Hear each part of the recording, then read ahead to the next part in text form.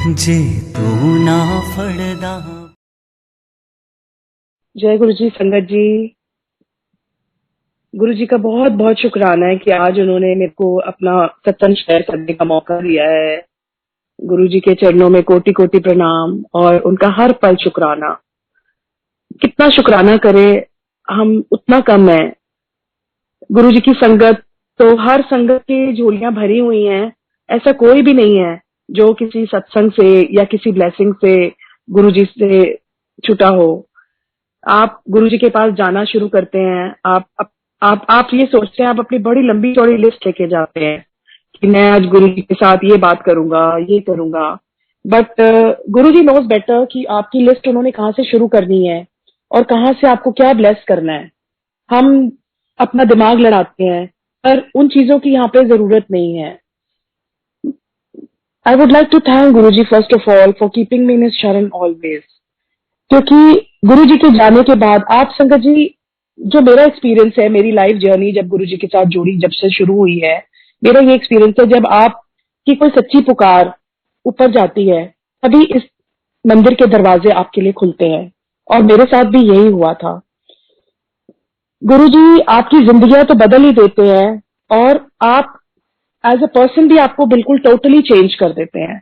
आप में इतना ऊपर से लेकर नीचे तक आप इतना बदल जाते हो कि जो आप पहले होते हो वो इंसान आप रहते ही नहीं हो। गुरु जी की ऐसी करनी होती है, इतना नीवापन और इतना सबसे प्यार करना, जोड़ना, एक दूसरे से जुड़ के रहना। गुरु जी बहुत कुछ सिखाते हैं। हर दिन आप जब गुरु जी के पास जाते हो आपके लिए एक ब्लेसिंग होती है। आप कुछ ना कुछ नया जरूर वहां से कुछ अच्छा लेके आते हो और अच्छा सीख के आते हो। जब मैं गुरुजी के साथ जुड़ी थी तो उस समय मैं आपको 1998 99 की बात बता रही हूँ कि सबसे पहले मेरी मदर को शी वाज ऑन डायलिसिस, उनका किडनी फेलियर हो गया था। हम अपनी मदर को हर जगह ले जा चुके थे, मेरे फादर, और सब इलाज करा चुके थे, पर कोई आराम नहीं आ रहा था। जो जहाँ कहता था लेके जाते थे, जो डॉक्टर के पास, कोई हकीम के पास, कोई वैद्य के पास, हर तरह का इलाज करा चुके थे। तो एक दिन मेरी भाभी को, मेरी उनकी क्लोज फ्रेंड है Sabina Kochar aunty, she is also very good, पुरानी संगत, गुरुजी की बहुत जुड़ी हुई संगत है वो। तो उन्होंने एक बार बताया था मेरी भाभी को कैसे ऐसे गुरुजी हैं। बट वही बात है कि जब आपकी ये गुरुजी डिसाइड करते हैं आपने कब उनके चरणों में आना है। हम सोचते हैं कि हम इस संगत को लेके गए, उसको लेके गए, नथिंग नथिंग डूइंग। ये गुरुजी की मेहर होती है, उस दिन ही आप गुरुजी के साथ जुड़ पाते हो। नहीं तो आपका कोई ना कोई विघ्न आ जाता है या कोई ना कोई बात हो जाती है जो आप नहीं जा पाते। तो उस समय गुरुजी जलंधर में थे। तो इतना हमें, अब जैसे आजकल संगत जुड़ती है, जैसे हम नई संगत लेके जाते हैं तो हम बहुत अच्छे अच्छे अपने सारे एक्सपीरियंसेस गुरुजी के शेयर करते हैं। और संगत मेंटली प्रिपेयर होके जाती है कि हम रब के द्वारे जा रहे हैं। उस समय कोई सत्संग नहीं होता था, बस एक उन्होंने जिक्र किया था कि ऐसे गुरुजी हैं तो अपनी मदर इन लॉ को वहां ले जा। तो मालूम नहीं है कि किस लेवल पे उनकी क्या कॉन्वर्सेशन हुई। और खैर उन्होंने मेरे फादर को बताया कि आप पापा को कि भाई आप जलंधर अपनी वाइफ को ले जाइए। तो मेरे फादर ने उन दिनों हम डैडी का वहां पे कोई क्लाइंट था, तो उससे डैडी ने पता किया। तो उन्होंने बोला हाँ कोई गुरुजी बैठते तो हैं यहाँ मॉडल टाउन में, थोड़े से लोग होते हैं, हमें मालूम नहीं है। बट उन्होंने कोई ऐसा जवाब नहीं दिया, बस वो बात आई और गई। वो भी ऐसा कहते हैं ना कि ऊपर भी शायद अच्छे लोगों की जरूरत होती है। मेरी मदर बहुत बहुत स्पिरिचुअल माइंडेड लेडी थी। सुबह अमृत वेला उठना, अपना 3 बजे से उनका जो पूजा पाठ शुरू होती थी, सुबह 10-11 बजे तक उनकी पूजा पाठ होती थी, फिर 12-1 बजे फिर उनकी पूजा पाठ शुरू हो जाती थी। The entire day she used to spend in, उस रब की शरण में ही रहती थी। और हमारे घर में उस टाइम, हम वैसे बेसिकली हिंदू फैमिली के हैं, पंजाबी फैमिली, बट हमारे घर में गुरु ग्रंथ साहिब जी थे। और मेरी मदर सारा सारा दिन बाबा जी का पाठ करती थी। और उस समय मैं बहुत छोटी थी, I was a young girl, I think I was around, ज्यादा उम्र तो नहीं थी, 20s में थी मैं।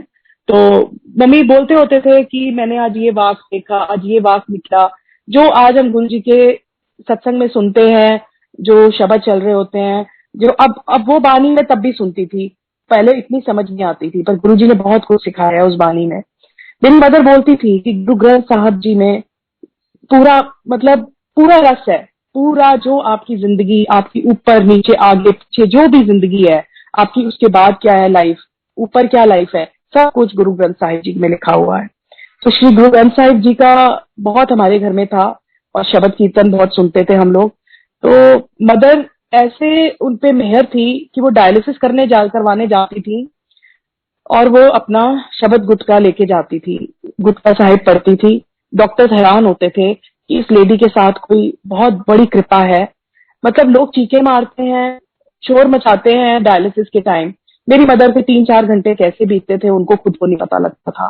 वो बस बाबा जी का पाठ करती रहती थी, और वो सच में हमें यही बोलती थी कि तुम मेरी फिक्र मत करा करो, मेरे साथ गुरु नानक खड़े होते हैं।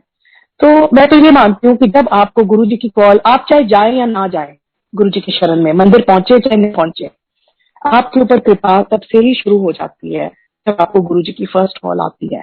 हम सोचते हैं कि हम इस जन्म में जुड़े हैं, पर ऐसा नहीं है संगत जी। हम पता नहीं कितने जन्मों के उनके कर्जदार हैं और उनके भगत हैं, और ना हम उन्हें छोड़ेंगे, ना वो हमारा हाथ कभी छोड़े। बस हमारी यही विनती है गुरु जी के आगे, क्योंकि इससे ऊपर कोई दरबार नहीं है। गुरु जी तो मतलब ऐसे ऐसे सत्संग, ऐसे ऐसे कृपा करते हैं। कई तो ऐसे सत्संग है संगत जी, सच में दिल पूछो, कई चीजें तो मैं मतलब जो मैं आज आपसे शेयर करूंगी किसी ऐसी एकदम शेयर भी नहीं कर सकते।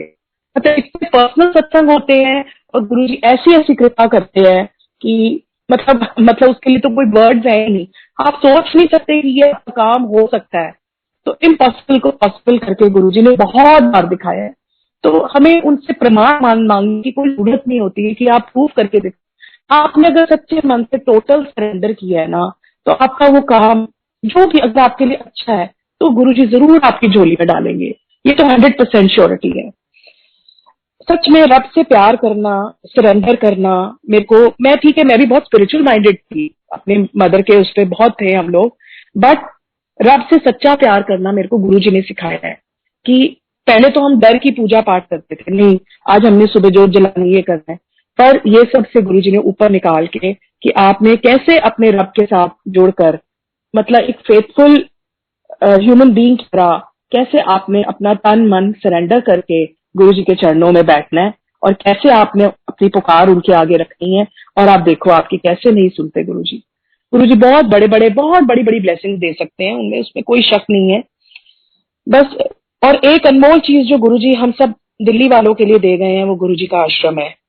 मतलब गुरु जी ये जलंधर में भी बना सकते थे, डुगरी में भी बना सकते थे, बट संगत जी हम सबको बहुत बहुत गुरु जी का इस चीज का शुक्राना करना चाहिए, क्योंकि गुरु जी के मुंह के वर्ड्स हैं ये कि ये 12 ज्योतिर्लिंग के सारी पावर मैंने इस शिवलिंग में डाल दी है।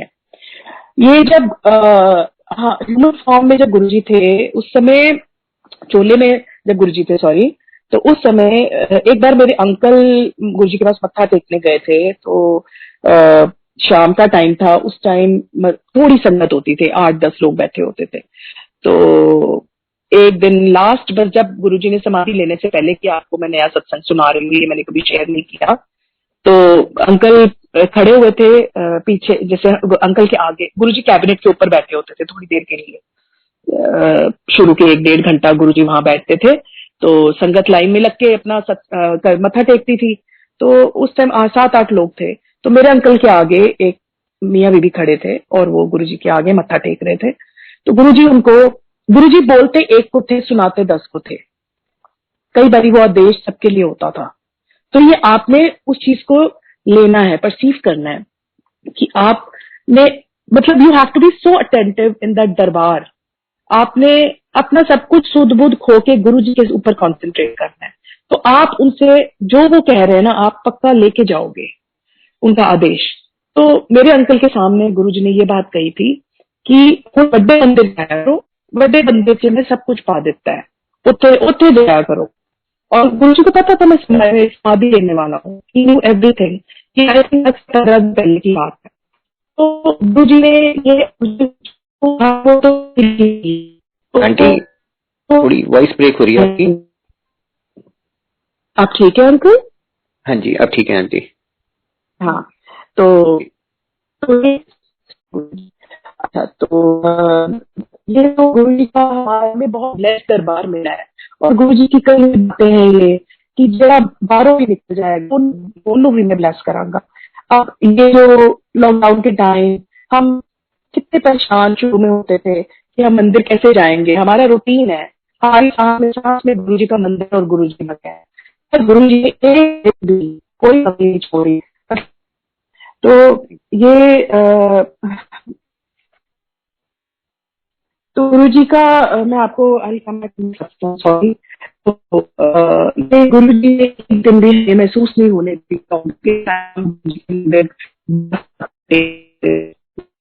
की तरफ से, जैसे हमें मंत्र जाप होता है, तो एक दिन भी गुरु जी ने वो फीलिंग नहीं आने दी कि मेरे बच्चों को सूनापन लगे।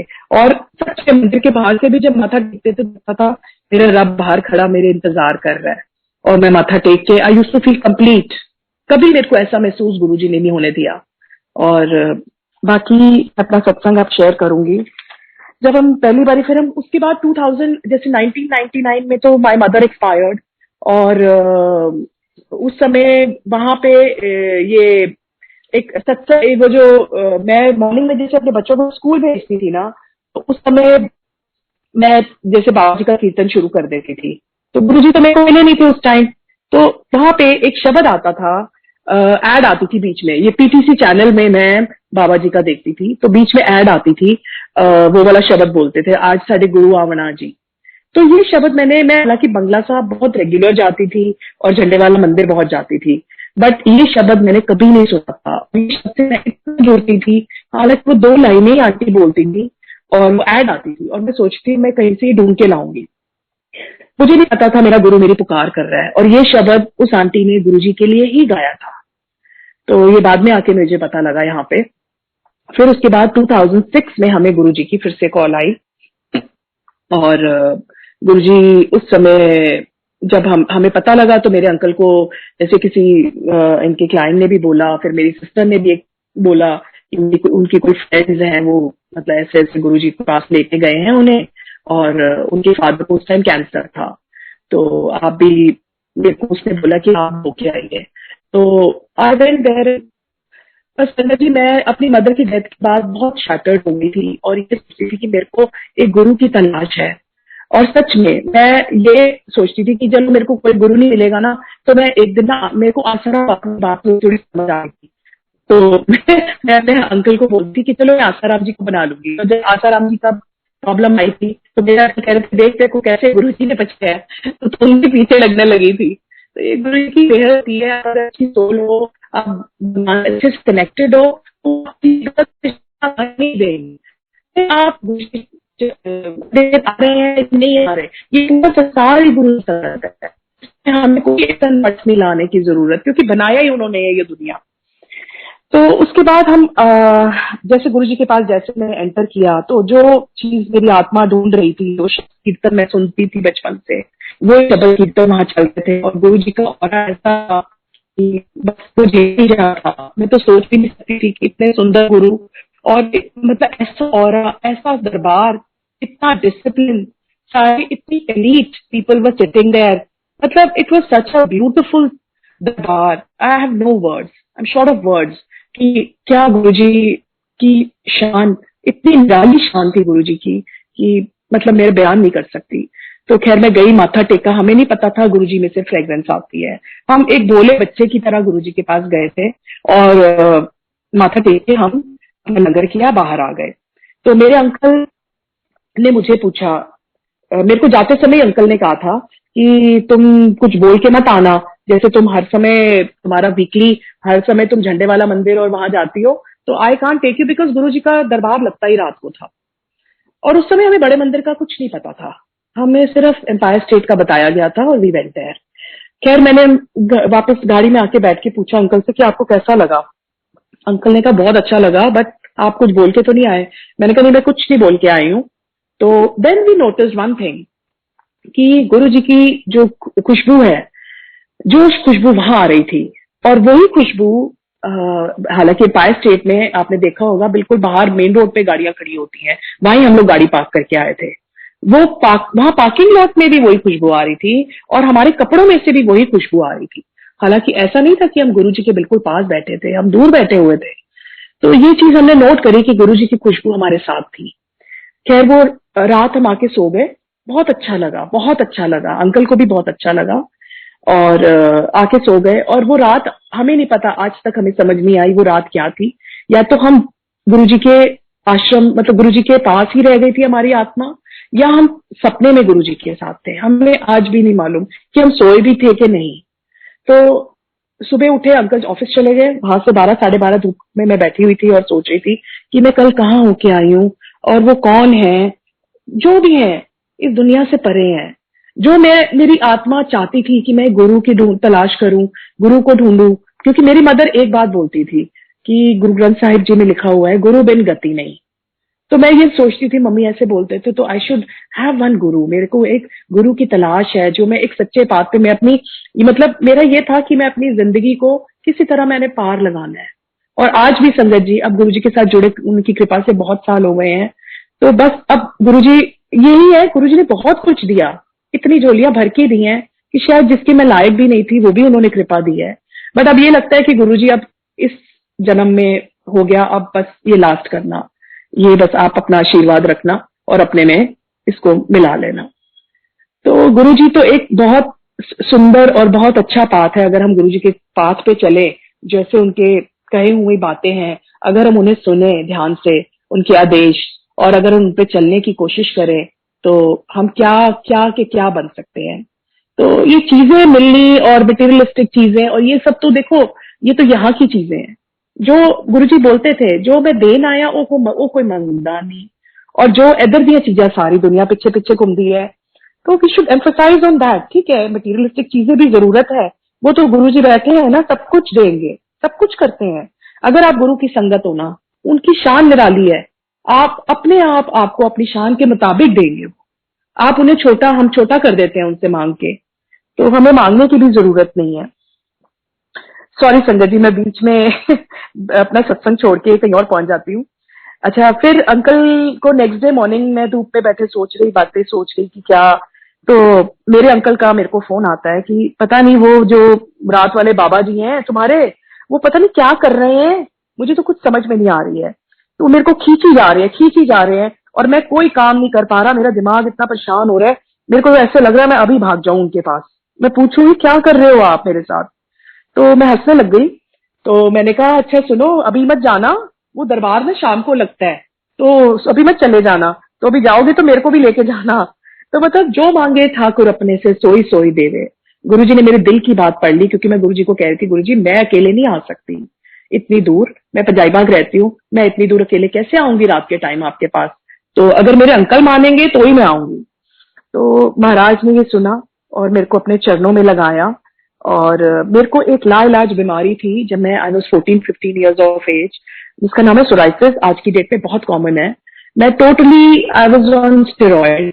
मेरे था हाथ और पैर, मेरे को पामोसोराइसिस था, हाथ और पैर के तलवे मेरे कटे रहते थे, फटे रहते थे, ब्लीडिंग होती थी, सर्दियों में स्पेशली मेरे को बहुत दिक्कत होती थी, और चेंजिंग वेदर में, और बहुत खारिश होती थी जब। और मेरे को कुछ नहीं पता था कि गुरुजी में क्यूरेटिव पावर्स हैं, कुछ नहीं मुझे मालूम था।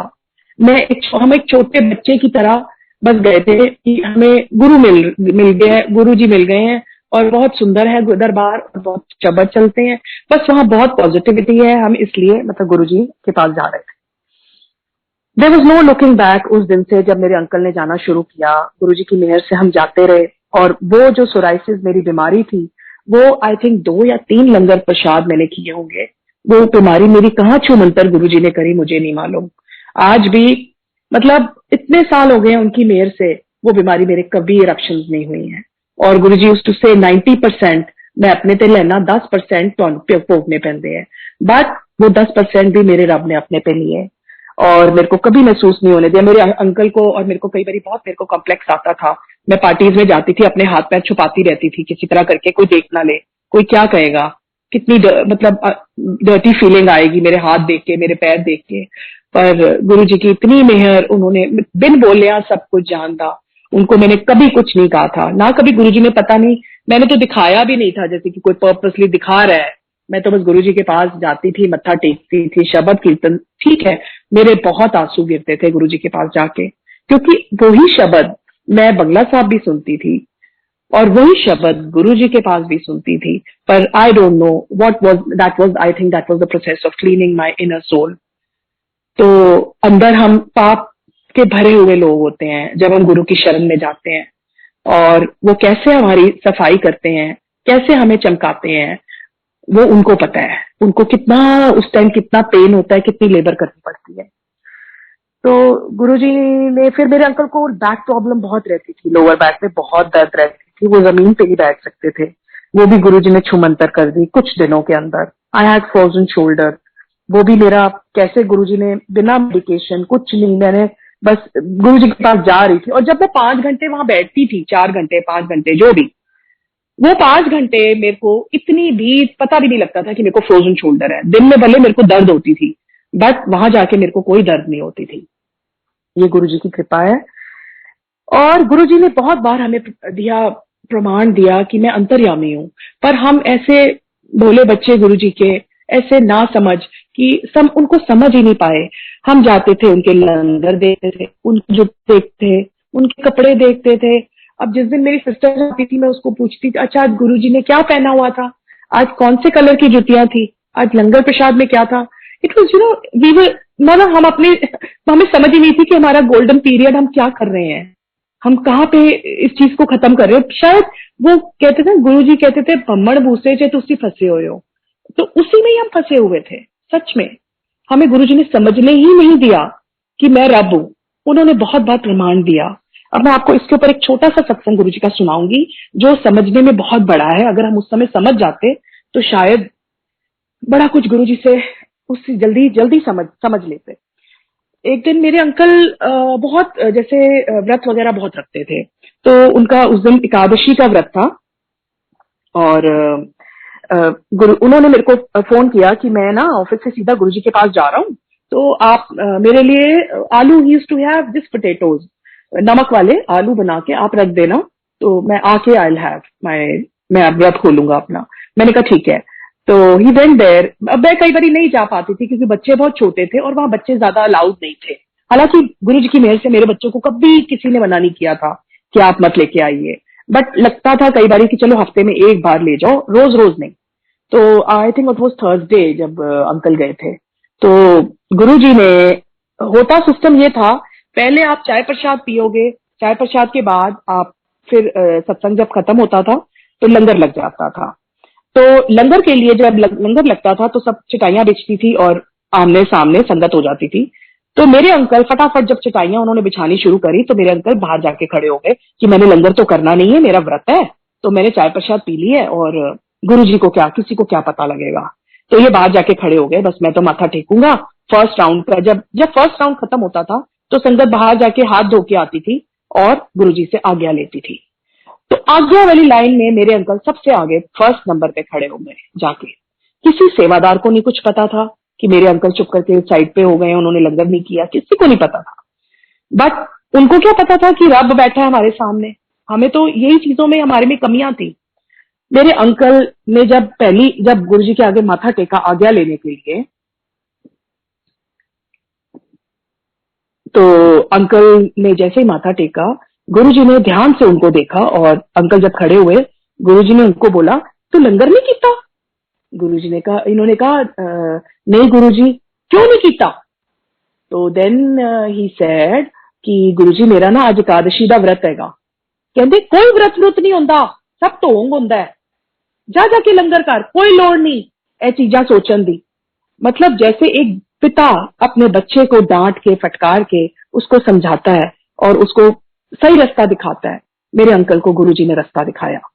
ये गुरुजी की कृपा थी कि अंकल ने वो उनकी बात मानी। अभी हमें ज्यादा टाइम नहीं हुआ था गुरुजी के साथ जुड़े हुए, पर उनके दिल में गुरुजी ने ये थॉट डाली, नहीं यार, अब जब इनको सब मान लिया ना तो फिर इनका कहना भी मानूंगा। तो मेरे अंकल ने जाके लंगर प्रसाद किया और कितनी देर से मेरे अंकल एकादशियों के व्रत रख रहे थे और वो भी चीजें गुरुजी ने क्लियर करी। मतलब ये कह के कि सब ढोंग होता है, और गुरुजी का प्रसाद छका। और बाहर आके अंकल ने मेरे को फोन किया कि ऐसे ऐसे मेरे साथ आज गुरुजी ने फिर उन्होंने आज्ञा ली और बाहर निकल आए। तो देखो वो लाइन पूरी लंगर वाले लोगों की थी। ये कैसे सिर्फ गुरुजी को पता है ना। तो वो आपके अंदर बाहर सब कुछ जानते थे, हम क्या कर्म कर रहे हैं, अच्छे कर रहे हैं, बुरे कर रहे हैं। आज भी he is omni present, he is everywhere. आज भी वो सब कुछ हमें 24/7 गुरुजी हमारे हमारे हम पे नजर रखे हुए हैं और हमारे साथ है। अगर हम ये सोचे कि गुरुजी तो देख नहीं रहे हैं, हम वैसे तो बड़ा गुरुजी की संगत बन जाते हैं कि हम गुरुजी की संगत है, पर हमें उनका हर चीज का पालन भी करना चाहिए।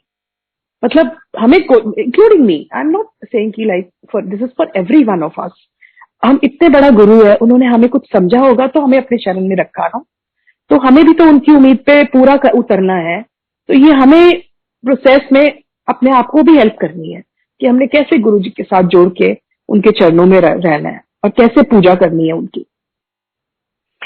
देन उसके बाद अंकल बाहर आके मेरे को कहते हैं, रुचि आज तो मतलब ही वाज सो हैप्पी कि क्योंकि Guruji never used to talk to anyone, किसी से बात नहीं करते थे, बहुत रेयर होता था। तो हम देखते थे सिर्फ, और गुरुजी यूज्ड टू से कि इतने पुच्छीदा नहीं होता। ये मेरे अंकल को भी एक बार उन्होंने बहुत पहले कहा था। तो वो कहते थे पूछ के ना हम अपना काम आगे कर लेते हैं, ना इतने दसीदा ना पुच्छीदा है, तुम्हें बस गुरुजी के आगे खड़े होना है, एंड ही नोज एवरीथिंग। तो अंकल ने मेरे को बोला कि मैं आज मेरे से गुरुजी ने बात करी और ऐसे ऐसे मेरे को बोला, but he was so happy, जैसे उनको पता नहीं दुनिया में क्या मिल गया हो। ये छोटी छोटी चीजें हैं, अगर वो चीज हमें देखो पहले समझ आ जाती तो गुरुजी तो रब है। और फिर एक बार क्या हुआ, एक दिन बड़ा फंक्शन था, मेरे अंकल उस टाइम सेवा होती थी, खुली सेवा होती थी, तो मंडे का दिन था, अंकल सेवा पे गए हुए थे, तो बहुत पुरानी संगत है, I would not like to share the name. तो उनके अंडर सेवा चल रही थी, तो ये 8-10 लोग थे, सेवा करते करते ये हॉल के बाहर वहां बैठ गए रंगोली के पास, और बस एकदम चाय प्रसाद पीते पीते हुआ क्या, गुरुजी का सत्संग शुरू हो गया। तो आपको पता है जब सत्संग गुरुजी का शुरू हो जाता है तो there is no end, you can go on and on. तो वो तो पुरानी संगत थी, तो वो बहुत सत्संग सुना रहे थे। इतने में गुरुजी का फोन आता है उनको, और गुरुजी कहते हैं सब अंकलों के सामने, अरे बहुत ज्यादा हो गई सत्संग, बहुत हो गए, हुन उठ के चलो सेवा करो, सारे जने, सारे बहुत देर हो गई बैठे हुए, चलो हुन। तो how does he know, he was sitting in a pyre state. Like Guruji तो हर जगह उनका मौजूदगी हर जगह होती है। तो आज भी गुरुजी वैसे ही हैं, आप महसूस करके देखिए, आपको हर पल अपने साथ नजर आएंगे। उसके बाद फिर गुरुजी ने समाधि ले ली। गुरुजी की समाधि के टाइम सब बहुत शैटर्ड हो गए थे, दूर दूर से दुनिया से गुरुजी की संगत आई थी। हम तो उस समय इतना ज्यादा किसी को जानते भी नहीं थे, पर हम भी टूट गए थे कि ऐसे हो सकता है कि हमें लगता था, मुझे तो ऐसे लगता था कि मेरे को एक रब मिला था, एक गुरुजी मिले थे, बस वो भी चले गए। मतलब why this has to happen only with me. एक मेरे को उम्मीद की किरण मिली थी, तो वो भी चले गए, but I was wrong at that time. Guruji की कृपा रही, हम फिर भी गुरुजी के आश्रम जाते रहे, रोज जाते थे। बड़ी पुरानी पुरानी संगत उस समय हमें मिली, बहुत सत्संग हुए, बहुत सत्संग सुने, और उनकी कृपा से हम जुड़े रहे, मंदिर जाना नहीं छोड़ा। ये भी गुरुजी की बहुत कृपा है। हालांकि कितनी पुरानी संगत है जिन्होंने डिसकंटिन्यू कर दिया था ये सोच के कि गुरुजी अब गद्दी पे नहीं बैठे हैं। तो ये तो मैं गुरुजी का बहुत आशीर्वाद मानती हूँ कि गुरुजी ने वो टाइम भी मेरा वेस्ट नहीं होने दिया, मेरी जिंदगी का अपने साथ लगा के रखा। एक दिन मेरे अंकल वापस आ रहे थे मंदिर से, अकेले थे, मेरा ब्रदर था साथ में। तो उनकी गाड़ी का बड़ा जबरदस्त एक्सीडेंट हो जाता है। ये राजा गार्डन फ्लाईओवर पे आगे इनोवा खड़ी थी और पीछे मेरे अंकल की गाड़ी आके रेड लाइट पे रुकी। पीछे से एक ट्रक आता है, आके गाड़ी के ऊपर चढ़ जाता है। My brother was driving, it was my brothers car, साथ में मेरे अंकल बैठे हुए थे। संगत जी, आप पूरी कार चकनाचूर हो जाती है, खड़ी कार को कोई मार जाए और समझ ही ना आए। मेरे अंकल कहते हैं मुझे ये लगा कि अर्थक्वेक आया है बड़ा जबरदस्त, और मेरे अंकल की स्पेक्स नीचे गिर गई और पूरी गाड़ी आगे से नीचे नोवा की तरफ उनके नीचे चली गई और पीछे से ऊपर ट्रक चढ़ा हुआ उसके ऊपर। सिर्फ आगे की गुरुजी ने 2 सीटें रोकी थी, बस उसको कुछ नहीं हुआ, कोई खरोच नहीं आने दी। मेरे अंकल को हेड में थोड़ी सी ठोकर लगी थी और एकदम ब्लीडिंग शुरू हो गई थी। गुरुजी को पता था कि ये होने वाला है, क्योंकि व्हेन आई वाज मतलब मेरी जब नया नया मेरा फिक्सअप हुआ था, मेरी मैरिज, तो मेरी सिस्टर इन लॉ ने मेरे को एक दिन ऐसे बताया कि ऐसे ऐसे इसकी जन्मपत्री में है कि इसका एक दिन एक्सीडेंट होगा पर ये मर के बचेगा, बच जाएगा definitely, but anything can happen, बहुत मतलब गंदा वाला एक्सीडेंट होगा। तो उस समय मेरे अंकल मसूरी में हमारे प्रोजेक्ट्स बन रहे थे, तो अंकल जाते रहते थे बहुत। तो मेरे को जैसे कहते हैं ना किसी को वहम डाल देना, वो वहम शुरू से था कि अंकल, क्योंकि उन दिनों मोबाइल भी नहीं होते थे, तो अंकल वहां पहुंच के then used to call me that I have reached. तो हर समय ये खौफ बना रहा कितने सालों तक। तो ये फिर एक्सीडेंट उस समय हुआ 2007 में। तो वहां से जब एक्सीडेंट हुआ, एक गाड़ी निकल रही थी, एमल मिल्स वाले हैं उनके पार्टनर्स की। तो वो हस्बैंड वाइफ किसी के घर जा रहे थे, अपनी दरानी के घर में जा रहे थे डिनर करने। तो ऐसे ही वो उसने गाड़ी अपने हस्बैंड को बोला आप गाड़ी रोको, वो बच्चे बच गए हैं। हस्बैंड कहता मैं नहीं रोकूंगा, वो बहुत माता की पुजारन थी, बहुत पूजा पाठ वाली लेडी थी। वो कहती है आप रोको, आप ऐसे गलत बात है, उनको हमारी जरूरत है। सब लोग गाड़ी के आसपास खड़े हैं, कोई हेल्प नहीं कर रहा, कुछ नहीं, गाड़ी के दरवाजे नहीं खुल रहे हैं, जाम हो गए हैं। वो लेडी उतरी, गाड़ी से उतर के भागती हुई आई और उसने मेरे अंकल को, उसके अंकल ने और उठाया और अपनी गाड़ी में बिठाया। तो उस समय मेरे अंकल कहते जब मैं मतलब मतलब सिर से इतना ब्लड आ रहा था, कहते मेरे को ऐसे लग रहा था कि मैं सिंक कर रहा हूं। कहते बस मैंने यही बोला कि नहीं गुरुजी अभी नहीं, अभी मेरे बच्चे बहुत छोटे हैं, मैं अभी नहीं जाऊंगा। बस कहते मैंने ये बोला, उसके बाद मेरे को बेहोशी सी आ गई। और उसके बाद कहते मेरी आंखें खुली थी, मैं हॉस्पिटल में था। तो मेरे ब्रदर का मेरे को फोन आता है, और जब मैं गई, वो लेडी वहां पे मेरे को यही बोले कि माता रानी ने इसको बचा लिया, या जिस रब को आप मानते हो ना उसने इनको बचाया है, नहीं तो इन्होंने बचना नहीं था, मैं जिस हालत में इनको देखा है। तो वो कह के एडमिट करा के, जैसे गुरु जी ने अपने किसी बंदे को ही भेजा कि जा ओनू तेरी लोड़ हैगी है, और एडमिट करा के उसको, इनको फर्स्ट एड मिल गई। He was perfectly fine. सबसे पहले डॉक्टर्स यही देख रहे थे कि अपनी वाइफ को पहचानता है कि नहीं पहचानता। एमआरआई हुई, सब कुछ हुआ, everything was normal, everything was perfectly fine. ये सब कौन कर सकता है? ये हमारे गुरुजी ने किया है, मेरे अंकल को न्यू लाइफ दी है। और ऐसे ऐसे सत्संग है कि सच में, जो देखो मरना और जीना रब के हाथ होता है, तो गुरुजी ने ये करके दिखाया है मेरे को। अब मेरे हस्बैंड के केस में भी, मेरे फादर के केस में भी, वो रब को पता है कि कब मैंने किसको इस दुनिया में भेजना है और कब किसको लेके जाना है, और ये गुरुजी ने सच में प्रैक्टिकली मुझे करके दिखाया है। तो उसके बाद ऐसे गुरुजी ने मेरे अंकल को बहुत ब्लेसिंग्स दी। फिर मेरे फादर को 4th स्टेज कैंसर डिटेक्ट हुआ, इट वाज लिम्फोमा। तो उनके विंड पाइप में ग्रोथ थी, और गुरुजी ने वो रिपोर्ट्स जब हमने सारा जब डायग्नोस हुआ और ऑपरेट हुआ, तो लिम्फोमा के 8 पीसेस निकले थे उनके इसमें से, विंड पाइप में से।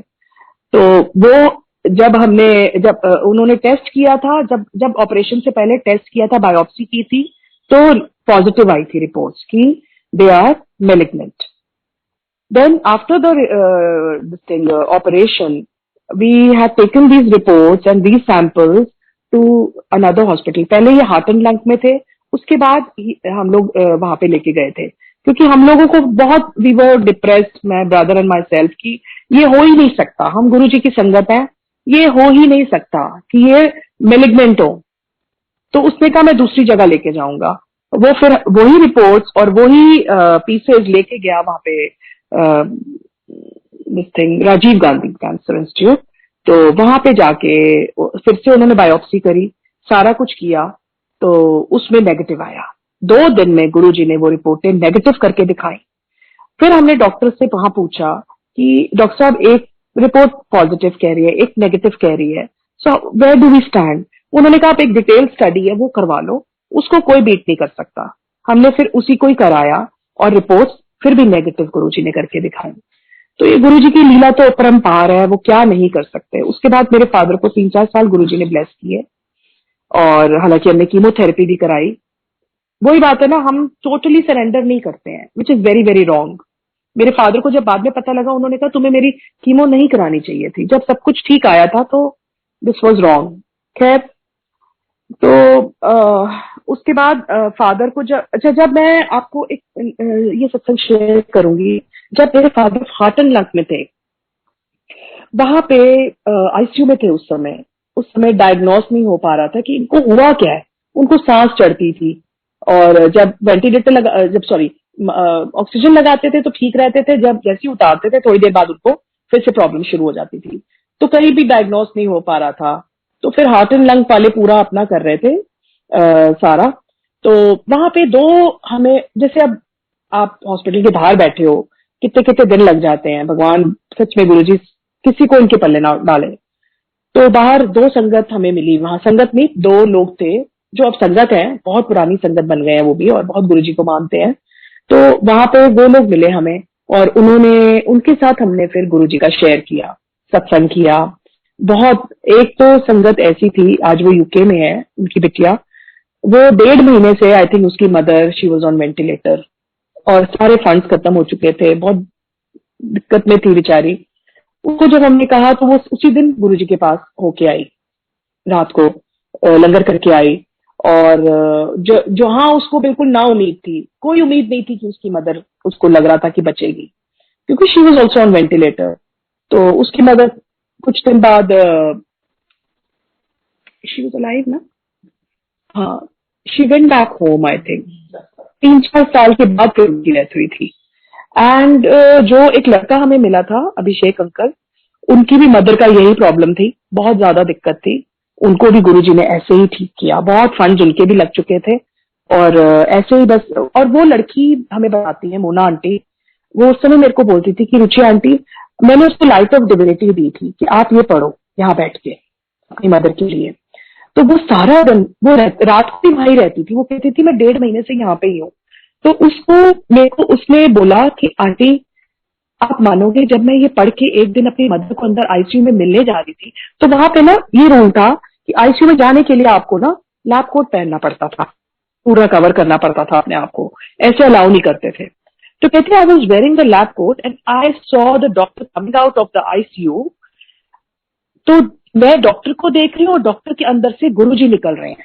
कहती मेरे को गुरुजी के साक्षात दर्शन हुए हैं, मतलब आईसीयू से निकलते हुए। तो इतना ज्यादा वो, जैसे कोई पागल होता है ना गुरुजी के लिए, इतना गुरुजी से उसने प्यार किया। और बहुत, और सच में उसकी श्रद्धा ही है जो आज उसकी, जो उसकी उस समय उसकी मदर ठीक होके अपने घर चली गई थी। सच में ये आपकी श्रद्धा होती है कि अब गुरु को करना पड़ता है, अपने आप गुरुजी करते हैं। फिर आपने, the way you pull him, जितना आप उनको पुल करोगे उतनी ब्लेसिंग्स आपको मिलेंगी।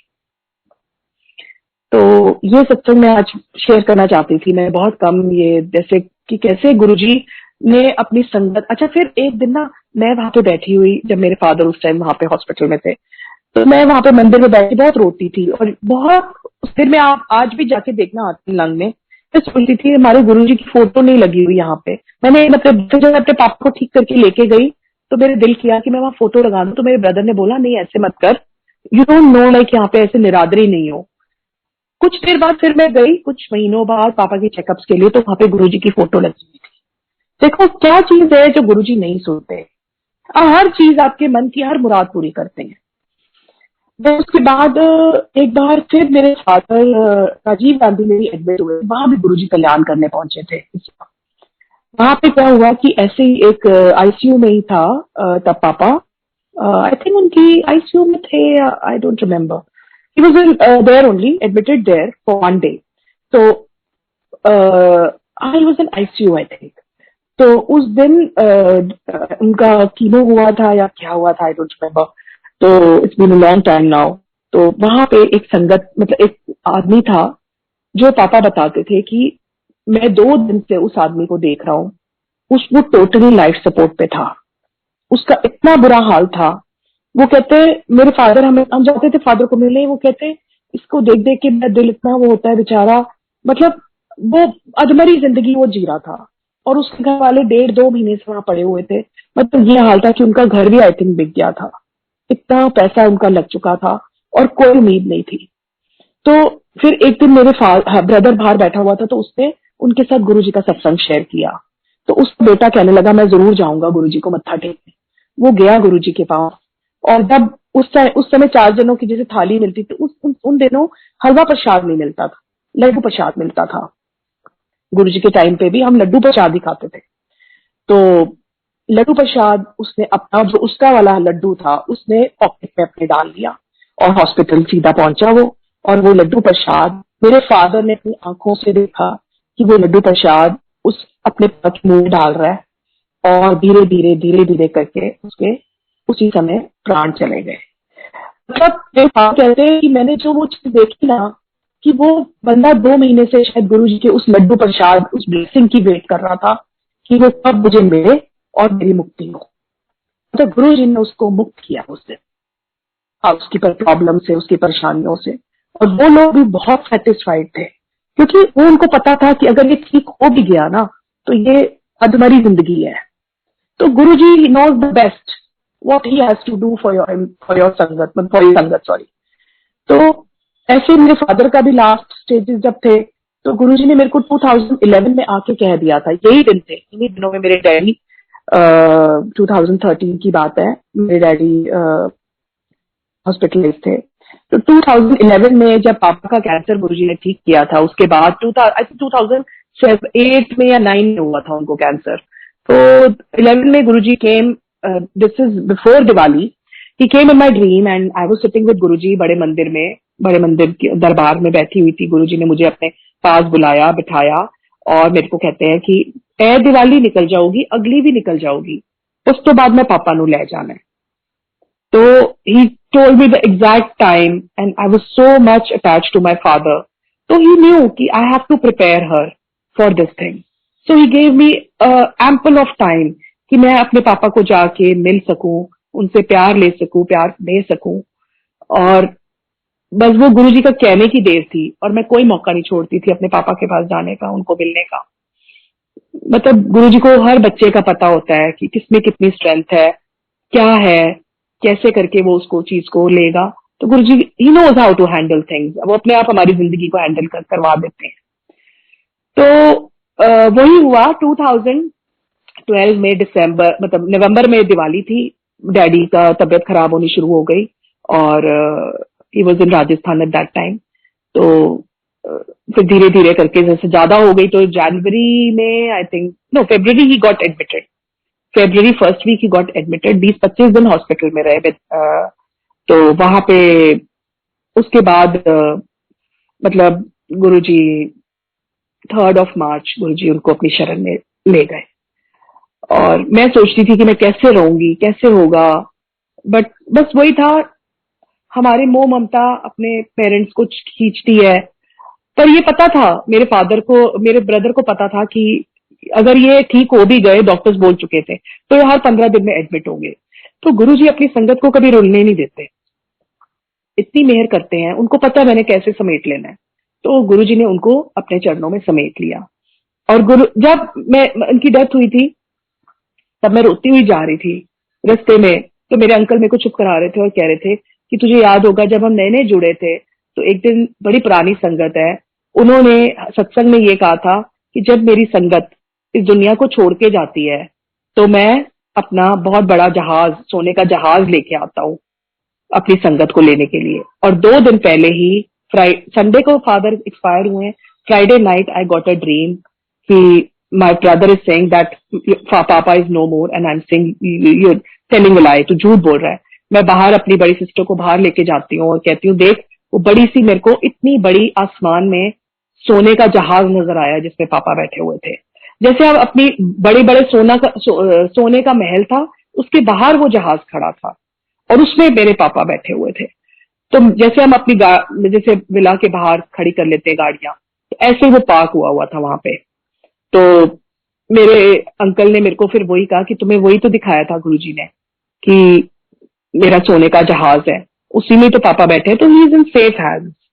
वो दिन है और आज का दिन, देयर इज नो लुकिंग। ठीक है, बहुत याद आती है जो, क्योंकि इतना पैम्पर्ड होना, इतना प्यार मिलना बहुत किस्मत वालों को मिलता है। गुरुजी का बहुत शुक्राना है कि मेरे को इतने अच्छे माता पिता उन्होंने दिए, और उससे बड़ा शुक्राना तो गुरुजी का है कि उन्होंने मुझे एक्सेप्ट किया, अपनी शरण में रखा, जिस लायक मैं कभी भी नहीं थी।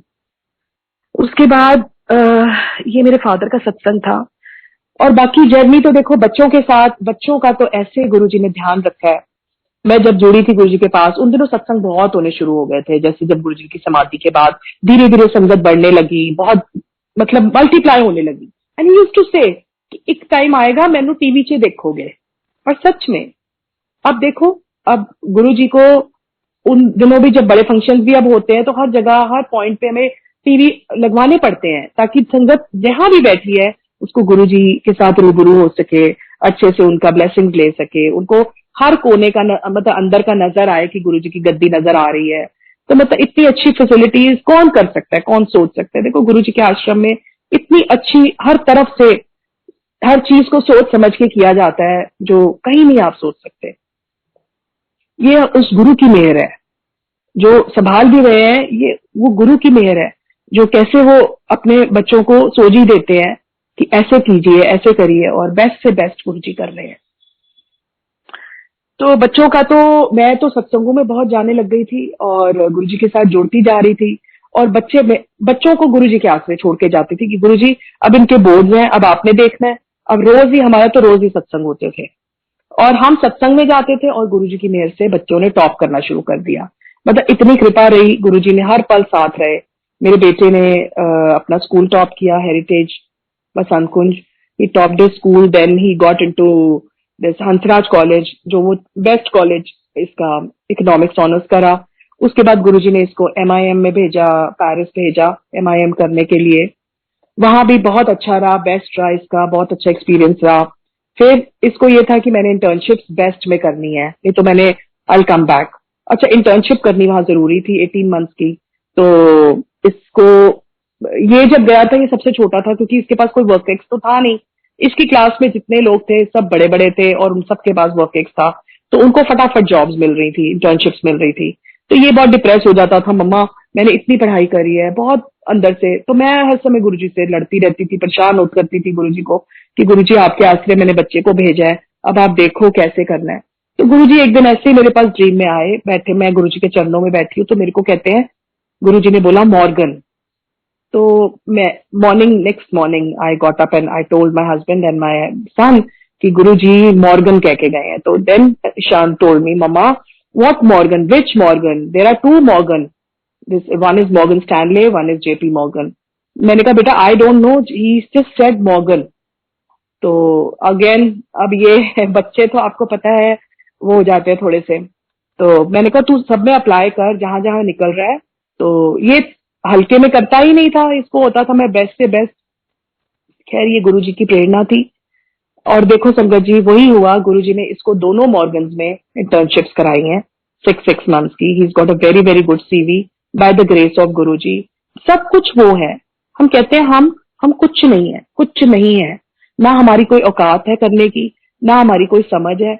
ये महाराज है, ये गुरुजी की मेहर है जो आज बच्चे को गुरुजी ने इतना ऊंचाइयों तक पहुंचाया है। और आगे भी मेरे को अपने गुरु के चरणों पे पूरा पूरा विश्वास है। अब तो after doing his internship he come back just before Covid and like इसको हालांकि मॉर्गन स्टैनले वालों ने बोला था अभी लंदन से ही कम बैक कि तू एक्सटेंड कर ले। अभी हम लोग पक्का नहीं कर सक रहे तेरी बिकॉज अभी हेड काउंट नहीं है, बट ही सेड नहीं, मेरे को अगर करनी है तो पक्का करो या 6 मंथ्स बाद का मेरे को रिटर्न में दे दो। But there is no rules as such की वहां पे कि ऐसे रिटर्न में पहले दिया जाए। तो उन्होंने कहा था हम आपकी एक्सटेंड कर देते हैं। तो he was not interested in doing internship. तो ये भी शायद गुरु, मैंने हालांकि इसको बहुत समझाया था, बट खैर एक लिमिट में ही हर बच्चे को कुछ कहना चाहिए। बिकॉज मैं सोचती हूँ कि ठीक है, जबरदस्ती कोई चीज किसी से नहीं करवानी चाहिए, जो बच्चों का मन है। बाकी तो गुरुजी बेस्ट करेंगे। मेरे को अपने गुरु के शरण पे पूरा पूरा विश्वास है कि पढ़ाई क्या, करियर क्या, आगे उसकी मैरिज क्या, वो सब गुरुजी ने ही करनी है। सब कुछ मैंने गुरुजी पे छोड़ रखा है, उनका बच्चा है। अपने आप जैसे जो बेस्ट करेंगे वो ही करेंगे, उनके सिवा मेरा कोई नहीं है। तो ये महाराज ने करना है।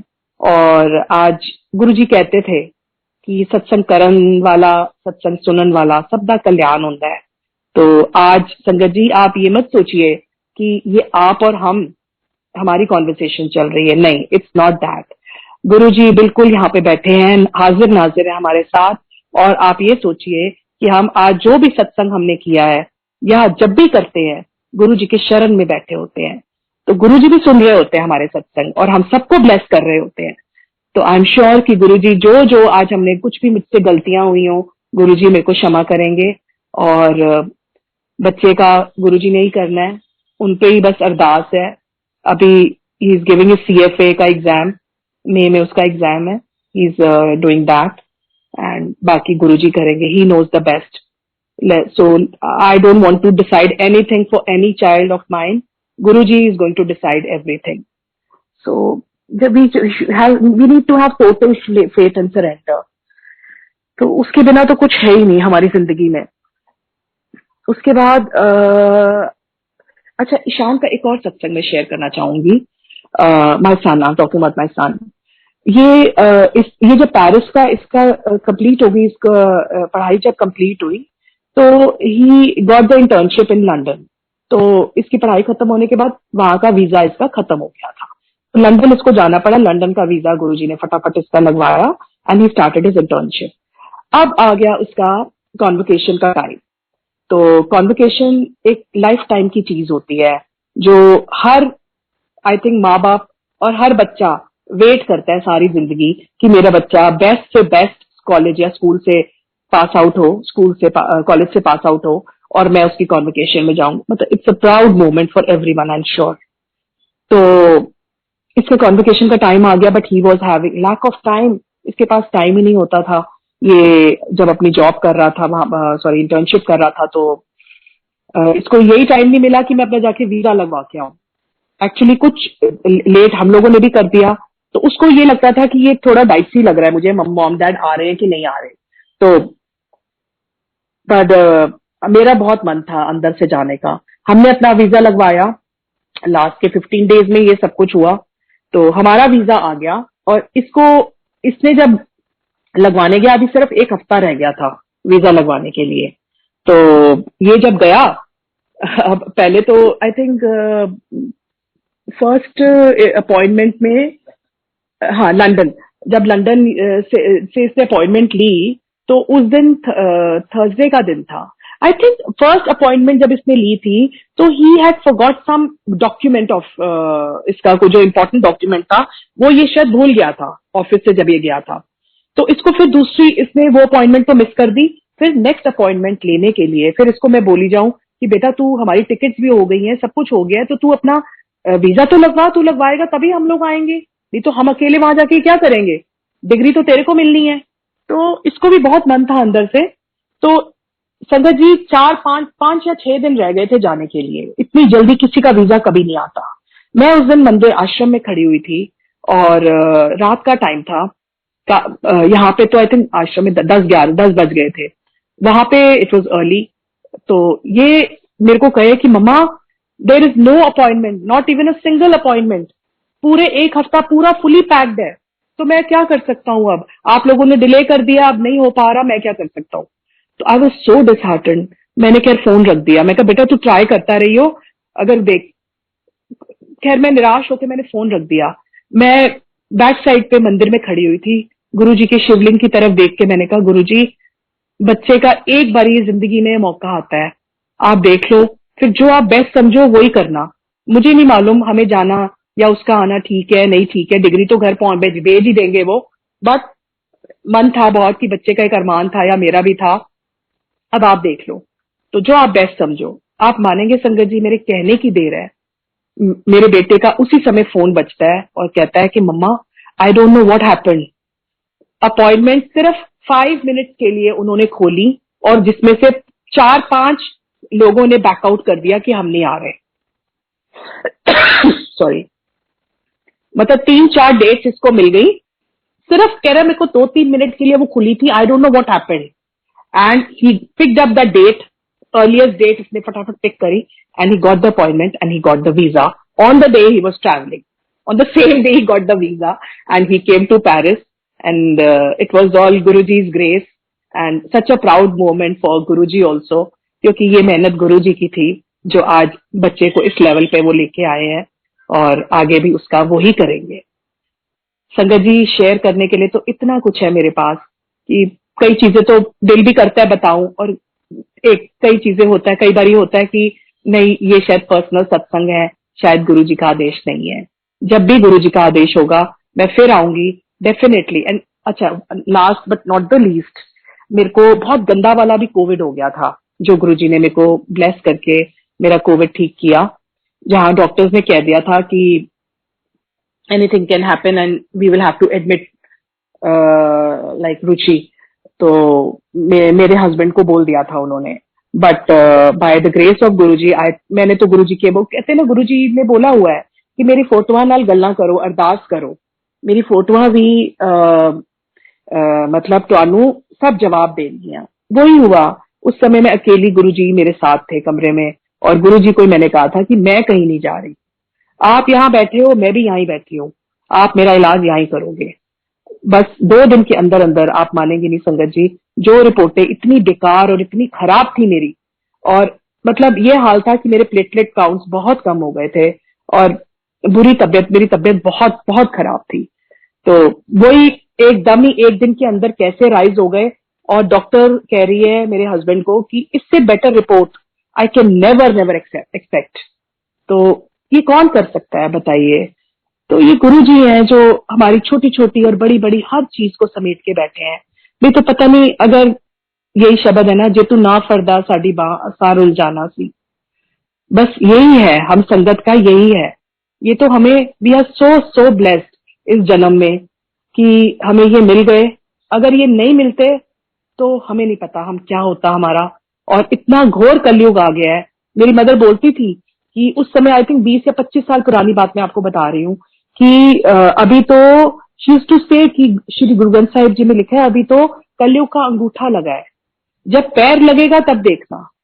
उस समय 25-30 साल पुरानी बात। और सच में ये कोविड ने सबको हिला के रख दिया है।